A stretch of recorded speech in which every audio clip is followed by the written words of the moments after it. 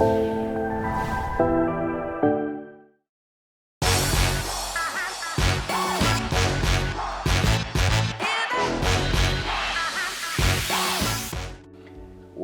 bienvenidos todos. Welcome everyone. It is a pleasure to have with us today with an exclusive interview, Que Onda Magazine, Mr. Mark Sloan from the Harris County Emergency Management. He's a coordinator. Welcome. Welcome. I'm glad to be here. It's an honor. Same here, same here. We're going to start promises to be a very busy season. Let's talk about hurricanes. When does the hurricane season start here in Texas? Well, hurricane season kicks off on June 1st. And obviously during the month of May, we do a lot of discussion on preparedness. So there's it ends on November 30th, but June 1 is the official start of hurricane season. I see. And what can people expect with this hurricane season? Well, what they should expect that we are going to be impacted by a tropical storm or a hurricane. The National Hurricane Center and various universities will come out with their predictions. Some say it's going to be very busy, some say even busier. But it only takes one storm to really impact our lives. So we have to be prepared no matter what the predictions may say. Great. And let me ask you the following. May 15th versus June 1st. What is the difference? For people that are getting prepared for hurricane season, it shouldn't really matter about a day. Mm-hmm. It should be about being prepared for any type of disaster. But in the Atlantic Basin for hurricanes, the June 1st is the traditional date of start. Right now, the countries involved, I think there's over 30 countries that are engaged in the Atlantic Basin to review when hurricane season should officially start. I think 5 of the last 6 years we've had a tropical weather event in May. And so it's something that they'll review, but we've had hurricanes almost every month of the year. So we should be prepared no matter when official start dates are. True. And what lessons have we learned from 2020? Well, 2020 presented us with new opportunities to plan and prepare because we were dealing with a global pandemic. And that changed the way we traditionally may do things during hurricane season. Not necessarily how we prepare as an individual, but as a county, as a state, it changed the way we might do sheltering because we didn't want to put a lot of people in the same environment. So we had to work with our partners in order to potentially use hotels to look at reducing the number of people that have to evacuate to the best of our ability on a bus. So some of our plans had to change in 2020. But we'll take those best practices and apply them to 2021, and hopefully we don't have a storm that causes us to react to. But if you've lived here long enough, you know it's going to happen. True. Now, Mark, let me ask you this. Why no more Greek alphabet to name hurricanes? Well, unfortunately, we've seen it a couple times where we actually went to the Greek alphabet just because of the number of storms. And again, the countries that came together and established the alphabet of named storms basically eliminated the Greek alphabet and have a second series of named storms. And if those are retired, then they will add names to that second series of names that we use for our hurricanes. I'll add this right here. Could it be a possibility that we can actually run out of names, the ones we're used to? Well, no, I don't think we'll run out of names. I think that they'll continue to name, have a variety of names in there to add. But in any given season, we could have a lot of named storms, or we could just have a few. True. And are residents in Harris County nowadays better prepared for the hurricane season? Well, I think if anyone has lived here for more than a few years, they're very well aware of our vulnerability to the Gulf of Mexico.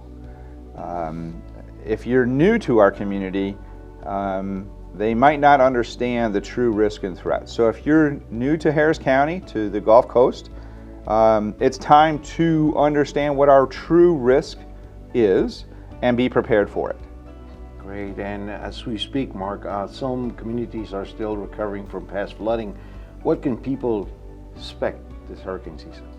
Well, not just hurricane season. If you live here, you should have flood insurance. Unfortunately, we're very susceptible to heavy rainfall. We saw it just a week ago with 12 inches to our south. And it only takes 3 inches of rain to flood streets in an hour.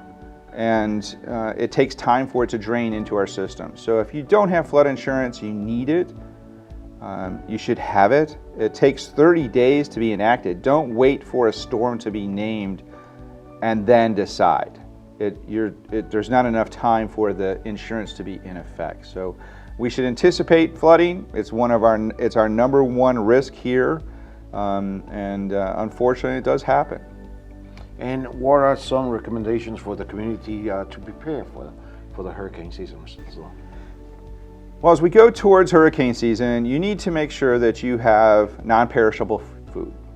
You should have drinking water.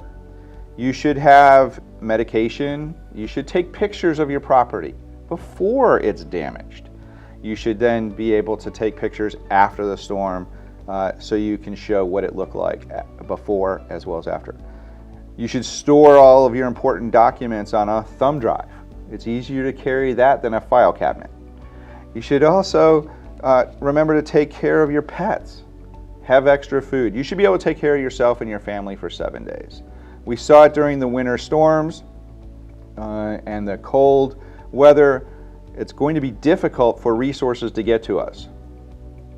And we should all be prepared today. And with that also, what type of plans do we need to set up for the hurricane season? Well, you need to understand, again, when I talked about risk, do I live very close to the coast? Do I need to evacuate if I'm asked? Where am I going to go? Am I going to go to my friends that may live in the northern part of Harris County, or do I have friends in Dallas or San Antonio or Austin? And if you're going to evacuate, you need to make sure that you secure your property, that you have the resources in order to go from your home to where you're going to go. It's like a vacation. So if you're going to take a vacation, you make a plan. You know where you're going to go, you know how much money you need, you know what you're going to pack, and then you go on vacation. And the same should be done when you are preparing to evacuate for a hurricane.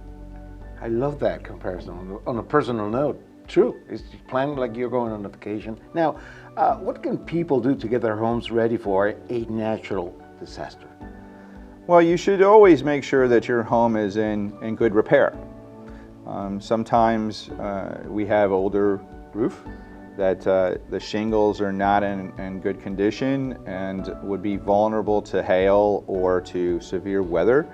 But we need to prepare our homes to make sure that they are secure, that they have, some people have generators, but if we don't have power and we don't have water, do I have those extra resources available to me? So before a storm, you might fill your bathtub with water. You can use that with a pitcher of water to flush the toilet. You can boil the water and make it drinkable. We said we did that during the winter storm when we asked people to boil their water to drink. So walk around your home, make sure that it's in good condition. You should also pick up any additional items that are in your lawn because those become flying debris and may do damage to your own home or your neighbors. Thank you. And what can people do to get their home ready for a natural disaster, as you have said? Well, again, if you're preparing for a hurricane, you're preparing for all sorts of events, from flooding to wind, tornado, freezing weather, and hail. Whatever Mother Nature brings our way, we should be prepared for. And what are the different stages of preparation for what to do if a natural disaster affects us? And I believe it is before, during, and after. Right. Before, as we've talked about, It's about making sure that I have enough resources, medication, my insurance documents, food, non-perishable because we might lose power, for myself, my family, my pet, for up to 7 days. During the event, you might need to stay in place. Don't put yourself at risk. It looks exciting sometimes, but don't go outside. Don't travel. Don't go on the roadways. Sometimes the roads flood and you can't tell the difference at night whether or not the road is flat or if it's full of water. So stay inside, protect yourself, take care of your family. Once the storm passes, we want to see what happened. But we have to take extra precaution because some people get injured just walking around their property because there's debris, there might be nails and wood, there might be downed power lines. Don't touch them. We don't know if they're energized, and we don't want to see anyone lose their life after a storm. Great, and flood insurance is vital, especially if one lives in Harris County, correct? Correct. We saw during, obviously, the effects of the rain after Hurricane Harvey made landfall. Unprecedented amount of rain. We're all susceptible to those types of tropical weather events that produce incredible amounts of rain. We heard numerous jurisdictions say, this never has happened to me before, but it's time for us to have insurance now to protect ourselves rather than to say, I wish I had it. Right, and Mr. Sloan, planning is critical before the arrival of a hurricane. What are the most common mistakes people make with planning? Well, I think the biggest mistake that people make is that they wish it turned. It's always going to go to Louisiana. I hope it doesn't come here. And a lot of times people don't pay attention to our true risk. And they're last-minute preparers. We see them on television because they're in the stores looking for water or resources and the shelves are empty. Don't wait for that moment. Plan now, be prepared, because things happen very quickly. Not every disaster is like a tropical event where we watch it come off the coast of Africa, across the Atlantic, into the Gulf of Mexico, and come towards us. That gives us days to prepare. Sometimes things happen very quickly. It could be a petrochemical explosion all the way to winter weather where we only have a few days. Prepare today. Be ready. Take care of yourself and your family. And you also recommend having an emergency disaster essentials kit. What should be in it? Well, there's a lot of things, and it varies by individual. I might have crackers and peanut butter. Some people might be allergic, and they need to have different items. You might have, I know one of our older seniors is from Hawaii and enjoys Spam. Others may have other non-perishable items. You might have sunscreen because you're going to be outside and it's hot. Make sure that you have water. Use empty milk jugs. During this time of year, rinse them out. Fill them with water. Store your own water. You don't have to go buy it. You can make your own. It's perfectly fine. Fill the bathtubs with water, as I mentioned earlier, to flush the toilets. But there's a lot of things that you might do. You might look at having an extra can of propane for your grill because that'll heat up water and boil it, but also can cook you whatever foods you might have that are still in your refrigerator or freezer, because those are the foods you need now. And if you have to evacuate, don't forget your laundry, because that's probably where all your favorite clothes are. Very true, very true. And how can we receive emergency alerts and warnings? You can go to Ready Harris and you can register for alerts. And you can go through that. You can do that through your local jurisdiction if you live outside of our area. The emergency managers throughout Texas have numerous alerting systems to help you stay informed. That's crucial to understand. What you need to do is by staying informed. But by going to Ready Harris, you can sign up for our alerts here in Harris County. Great. And can you give us an example of a shelter plan? Well, for us, right now during COVID, if we're talking about sheltering in terms of a congregate setting where many people are going to be involved, we don't shelter here during a storm. We have to evacuate because of our vulnerabilities. So if we evacuate and a shelter is established, it might be in Dallas or San Antonio or Austin or other jurisdictions outside of the disaster-prone area. They're going to do, Red Cross will work with the partners to make sure that we can socially distance during a pandemic such as COVID. But if we have to shelter at home, again, it goes back to that plan. How do I take care of myself, my family, and my pet? And if you need to evacuate, make sure that if you can transport yourself, that you have fuel. Keep your tanks during hurricane season half full. Half full means empty, because we know that during a crisis, people, as I mentioned before, run to the store to get water and the shelves are empty. They also use fuel. And we find out the gas stations don't have enough fuel for everybody.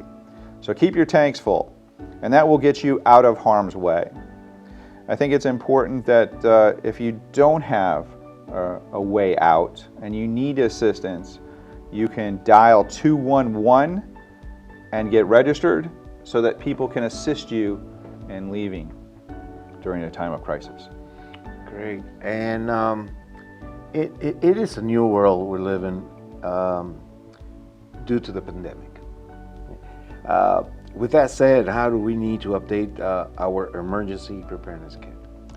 Well, I think that in a COVID environment, in a pandemic, you might now look at personal protective equipment. Do I need additional masks? Do I need more hand sanitizer?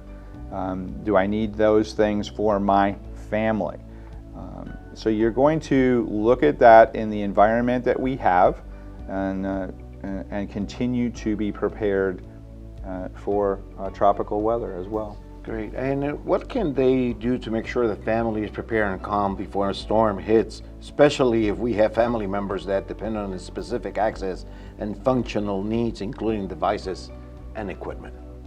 Well, I think that it's important that those that have, especially medical needs, as you mentioned, that they are in contact with their first responders, their local fire and EMS, so that they know that they are dependent on power or electricity if they don't have backup power sources.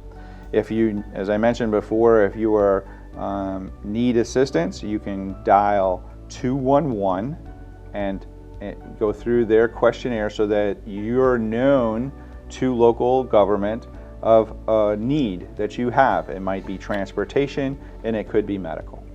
Well, staying informed is vital. What does your office recommend so we can be properly informed? Information is crucial. As I mentioned before, we've put together a plan, we're building our kit, but information is critical to understand what actions we need to take as individuals, as families. So staying informed is the most important thing to understand what our true risk and threat is. You can register at Ready Harris. You can text to Gulf 2021 888-777 and get on our alert systems. The local emergency managers and elected officials are going to keep you appraised. So listen to the radio, watch television, and they're going to give you the latest information so that your plan can be implemented and appropriate action can be taken place so that you and your family are safe. Great. And do you have any additional tips or information that you would like us to share with that you would like to share with us? Well, I think that it's an honor and a pleasure to be able to speak to you today. I appreciate that.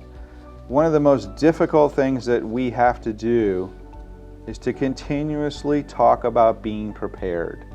And sometimes it won't happen to me mentality sinks in, is that it'll turn, it'll go somewhere else, or I don't think it's going to be as bad as they say. And it's after we're impacted by an event is when we hear people say, I wish I would have done something different. And that's not the time for us to say those things.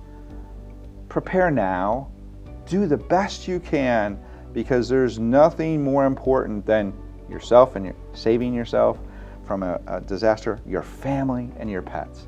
So take time now to think it through. Put the plan together, put the best kit you can possibly do, and put it together in case you have to stay at home or if you have to evacuate. And maybe we all get a little vacation and not have to deal with a storm this year. Mark Sloan, on behalf of Gabriel Espalza, on behalf of Que Onda Magazine team, on behalf of Que Onda Magazine audience, we would like to thank you for this opportunity for providing us such vital information. My pleasure.